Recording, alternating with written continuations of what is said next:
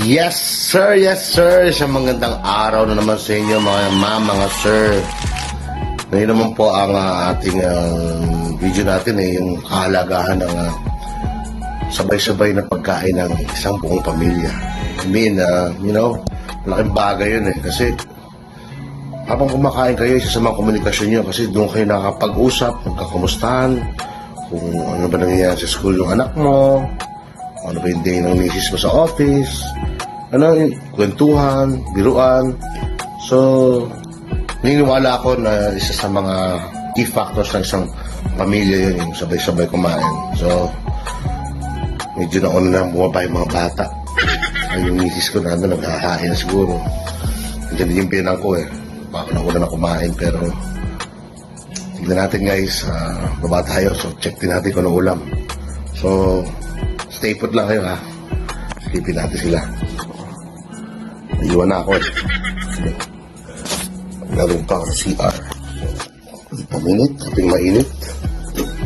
So, ito, baba tayo guys. Let us see. Oh, wala ko. Hop. Hop. Hop. Yes, hop. Ano sila? Sila, sila. Yan. So, yun.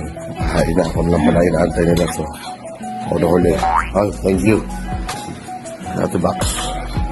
Ate Box. Hello, yan. Sabihin mo natin ang ating kaulaman kung ano. Yan natin guys. Uy! Kare-kare. Alright. Sarap. So, start na kami kumain. So, okay guys. Ayan, makain sila. Sasabay na ako. So, happy eating. And then, kita-kita tayo sa aking susunod na video. Yes sir, yes sir. Bye.